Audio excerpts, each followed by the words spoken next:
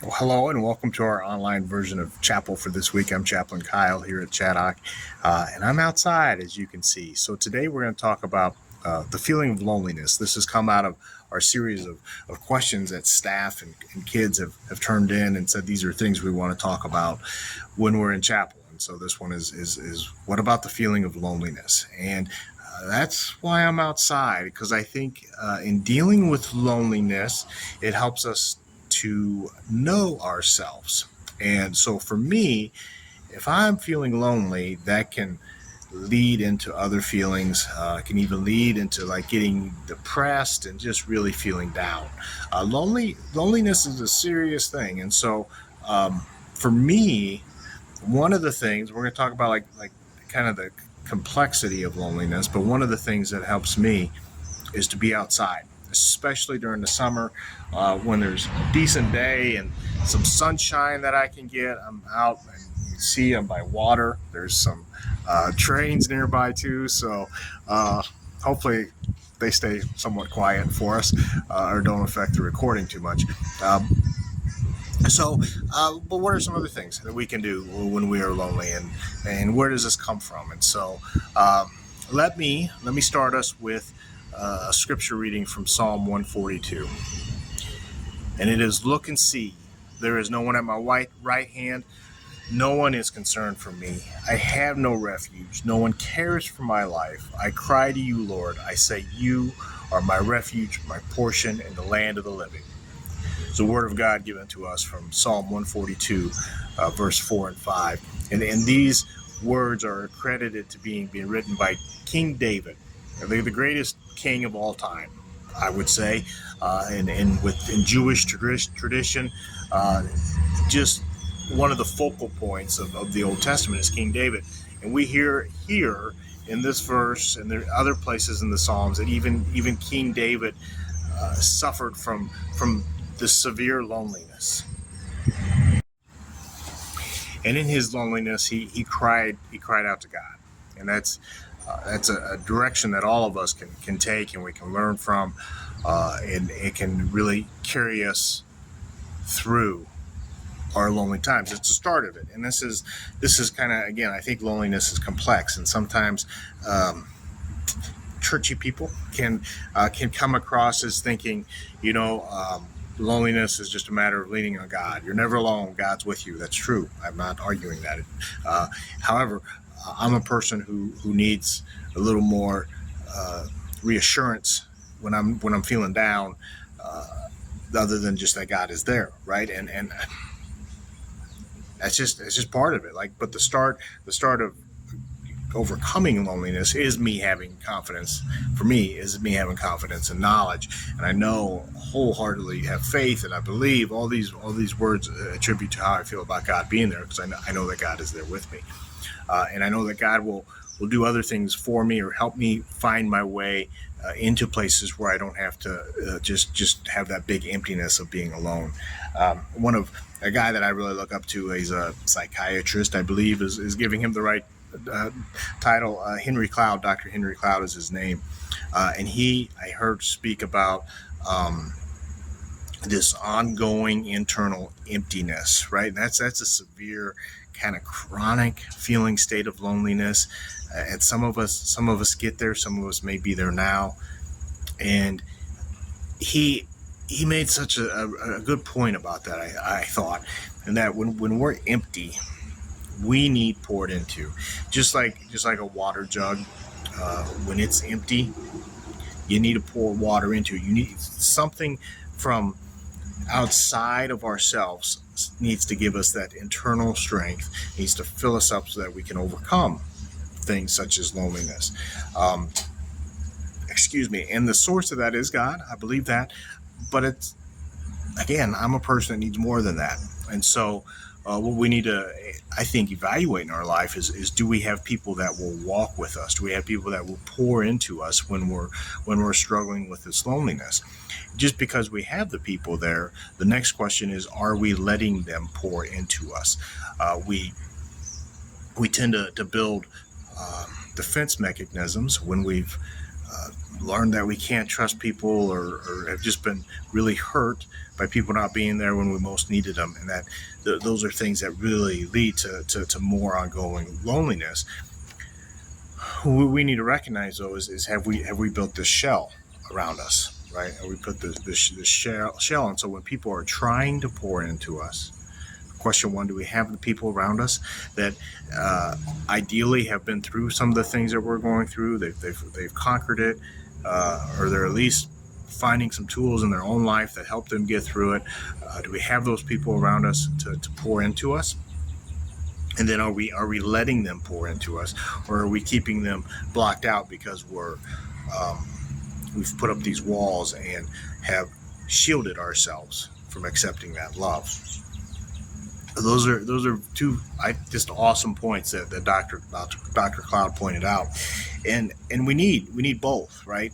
In order to let those walls down, we need some people that are going to walk with us and let us know that we can trust them, and that takes some time. Sometimes it's a professional, like a therapist. Sometimes it's finding some new really good friends. Sometimes it's in support groups. A lot of times, I think we're best served if we find people that have a spirituality about them, because as we learn to deal, at least for me, as I learned to deal with mental struggles and emotional struggles, I found that if I deal with the spiritual aspect of it, it lifts those problems up. So my mental and emotional struggles can be helped by me dealing with the spiritual emptiness that I may be feeling. However, it doesn't do all of the work, right? And there's things emotionally and mentally that I need to do as well. And that's why to have God in our lives that helps us with this, but then also to have other people in our lives that helps us with this, and then to know ourselves and know that, you know what, I'm struggling today. I can't think of a single person that is around that I can connect with. I'm going to go connect with nature, because the root of loneliness is being not connected, I believe. And so if we're not feeling connected to our God, if we're not feeling connected to the people around us, we're gonna feel lonely. We're gonna feel lonely. We need to overcome that. And I'm gonna go back to the Bible here. I'm gonna go to the very beginning of the Bible in Genesis. The creation story holds so much for us to learn from. But in the creation story, God and Adam were together. But Adam ended up feeling really lonely, and so God created a partner for him, right? Eve, Adam and Eve as we know them, okay? What I have read, it's actually in a book titled Eve. I don't remember the author's name, but it's the guy who wrote The Shack, and he laid out his thoughts on this. It's one guy's take on it, okay?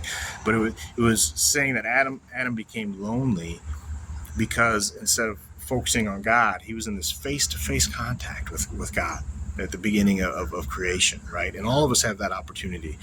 Maybe not quite like the Garden of Eden, but we can focus on God, and we can be in that face-to-face where we know that God's with us, right? Because if I'm looking at you right now, you know that you're not alone.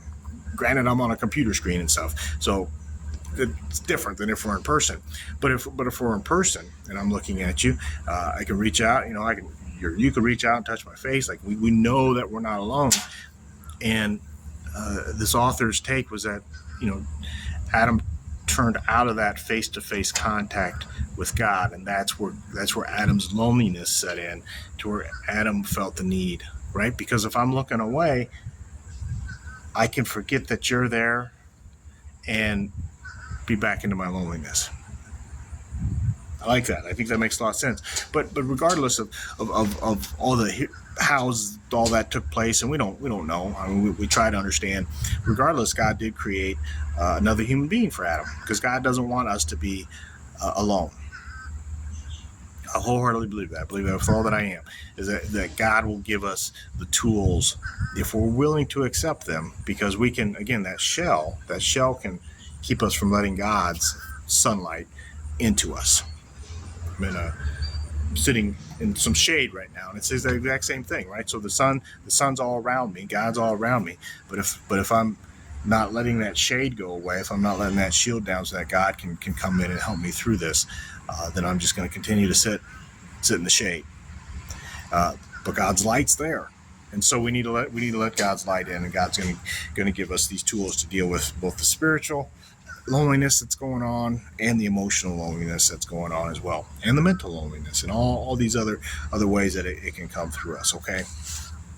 There's one last thing I want to do in this task of dealing with loneliness, and I don't do a guided meditation very often, or a meditation as much as I should, but I did a meditation this morning. Something I found online. I listened to it. It was off of UCLA, University of California, Los Angeles, off of their website, and it had a guided meditation, but then also I was able to print it out. And so I am going to share this with you, and I hope you just take a moment, get relaxed, and just probably close your eyes. It usually helps me if I close my eyes and just listen to these words. At one point in here, it will guide you to think of something that makes you happy, or something or someone that you can love. When I went through my meditation this morning, I thought of God. I would encourage you to consider thinking of God. But when you're just following along, it could be a puppy, it could be a family member, a friend, it could be anyone. Okay, you don't have to choose God. I'm just asking you to keep your mind open to that, because it may help you. You find yourself being in this face-to-face, being able to feel loved by God. Okay, but here we go. So again, just get yourself relaxed. Maybe try closing your eyes. Be comfortable and just listen. We're going to do the practice of cultivation positive in emotion. In this case, loving kindness, which is the desire for someone to be happy or yourself to be happy. It's not dependent on something. It's not conditional. It's just a natural opening of the heart to someone else or to yourself. So you can check into your body and notice how you're feeling right now. Letting whatever is here be here. Now let yourself bring to mind someone whom, the moment you think of them, you feel happy. See if you can bring to mind. It could be a relative, a close friend, some with not too complicated a relationship. Just a general sense that when you think of them, you feel happy. You can pick a child. You can always choose a pet, a dog or a cat, a creature it's fairly easy to feel love for. So let them come to mind. Have a sense of them being in front of you. You can feel them, sense them, see them. And as you imagine them, notice now how you're feeling inside. Maybe you feel some warmth, or there's some heat to your face. A smile, sense of expansiveness. This is a loving kindness. This is a natural feeling that's accessible to all of us at any moment. So now, having this loved one in front of you, begin to wish them well. May you be safe and protected from danger. May you be happy and peaceful. May you be healthy and strong. May you have ease and well-being. And as I say these words, you can use my words or your own words and have a sense of letting this loving kindness come from you and begin to touch this loved one. Reaching out. You might think in images. You might have a sense of color or light. You might just have a feeling. The words may continue to bring on more of this feeling. And I encourage you to say whatever feels meaningful to you. May you be free from stress and anxiety. May you be free from all fear.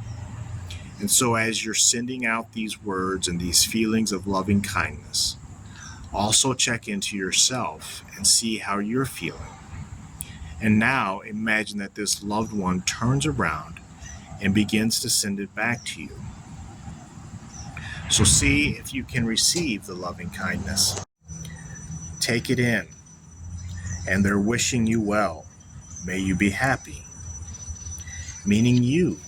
May you be peaceful and at ease. May you be safe and protected from all danger. May you have joy, well-being. Letting yourself take it in. Now, if you're not feeling anything at this point, or before in the meditation, it's not a problem. This is a practice that plants seeds. And if you're feeling something else other than loving kindness, just check into that. What is it I'm feeling? There may be something to learn here. Now, if it's possible, and it's not always easy to do this, but see if you can send loving kindness to yourself. You can imagine it coming down your body from your heart. You can just have a sense of it. May I be safe and protected from danger. May I be healthy and strong. May I be happy and peaceful. May I accept myself just as I am. And as you ask yourself the question, what do I need to be happy? See what arises. And offer that to yourself. May I have meaningful work, a joyful life, close friends and family. And now checking into yourself and noticing what it is you feel as you do this. And now let yourself bring to mind one person or a group of people that you wish to send the loving kindness to. Imagine them in front of you. Sense them, feel them. May you be happy and peaceful. May you be free from all may you be free from all stress and anxiety and fear, worry, grief. May you have joy and happiness, well-being. And now let this loving kindness expand out, spreading, touching anyone that you want to touch right now. In all directions. People you know, people you don't know. People you have difficulty with. People you love. Just imagine expanding and touching. And each person or animal, whoever is touched by this loving kindness, each person is changed. You can imagine that. So may everyone everywhere be happy and peaceful and at ease.